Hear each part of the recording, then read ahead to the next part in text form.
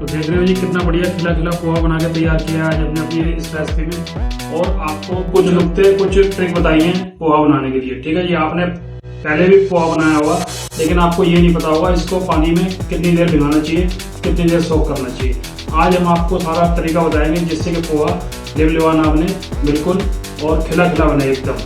ठीक है जी, तो कैसे बनेगा और क्या क्या सामान इसके अंदर डलेगा ये सब हम आपको अपनी इस रेसिपी में बताने वाले हैं। तो आइए शुरू करते हैं अपनी रेसिपी को पोहा बनाने की। चलिए जी, यह जो पोहा रेसिपी हम आपके लिए लेकर आए हैं यह बहुत ही यूनिक है, कांदा पोहा, अनियन पोहा। ठीक है जी, और एक बार आपने हमारे बताए तरीके से पोहा बना लिया तो आप हमेशा इसी प्रकार बनाते रहेंगे और यह एकदम खिला खिला पोहा बनेगा।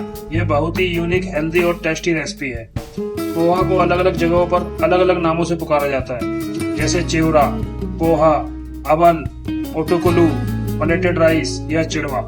पोहा को आप सिंपल ही बना सकते हैं लेकिन हम प्याज डालकर कांदा पोहा बना रहे हैं, ऑनियन पोहा।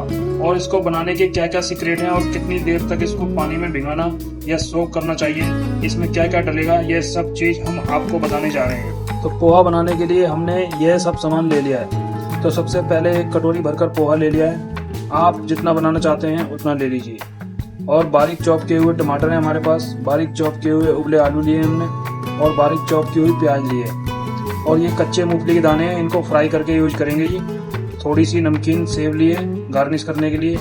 यह चीनी है, इसके अंदर डलेगी तो ठीक है वरना और दूसरा जुगाड़ बताएंगे आपको। लाल मिर्च है, नमक है, हल्दी है, जीरा है और हमने सरसों ली है। आप सरसों की जगह राई भी ले सकते हैं। यह थोड़ी सी कटी हुई हरी मिर्च है और बारीक कटे हुए अदरक के लच्छे हैं। आप चाहो तो डालें, नहीं तो स्किप कर दें। और यह बारीक चॉप किए हुए लहसुन के टुकड़े हैं, साथ ही एक नींबू लिया है। हमने इतना सामान ले लिया, आप अपने हिसाब से और अपने स्वाद से कम या ज़्यादा कर सकते हैं। तो सबसे पहले आप पोहा को इस प्रकार मोटे छेद की किसी छलनी में रख लें। ठीक है जी, और उसको हाथों की सहायता से अलट पलट कर इस प्रकार छान लें। जो इसके अंदर बारीक चूरा होगा वह निकल जाएगा। यह देखिए जैसे यह निकला हुआ है। इसके बाद देखिए आपको पोहा को केवल और केवल 30 सेकंड के लिए पानी में भिगाना है, सोक करना है। जी हाँ, केवल 30 सेकंड। और 30 सेकंड का मतलब है आप इस पोहा को एक बार इस तरह पानी में डालिए और एक दो बार अलट पलट दें, फिर एक बार और पानी डालकर धोना है। बस पोहा को निकाल कर रख दें। हो गया सोक, भीग गया जितना भीगना था। इसके बाद अगर इसको थोड़ी देर भी पानी में छोड़ा तो यह लिबलिबा हो जाएगा जी। तो आप हमेशा के लिए सीख गए होंगे पोहा को पानी में भिगाने का तरीका। तो अब पोहा को अलग रख दिया है जिससे यह पानी सोक कर ले और फूल कर खिला खिला और मोटा हो जाए। तो थोड़ी देर बाद एक या दो बार टोकरी को हिला हिलाकर पोहा को इस प्रकार करना है जिससे आपस में चिपकेगा नहीं।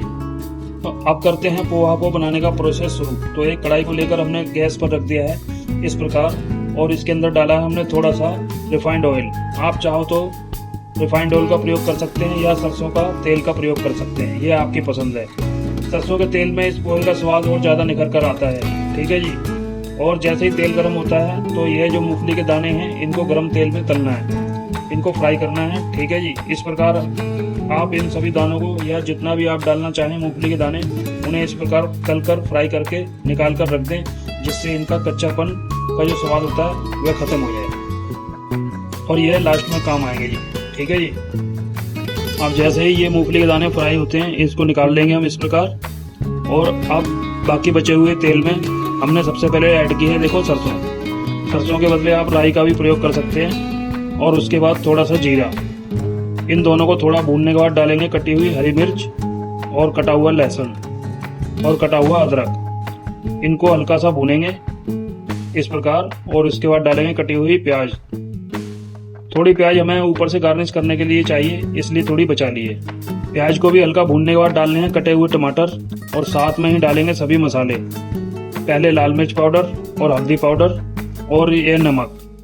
यह सब मसाले आपने जितना पोहा लिया है उसके अकॉर्डिंग और अपने स्वाद के अनुसार डालने हैं। आप चाहो तो चाट मसाला भी डाल सकते हैं जी।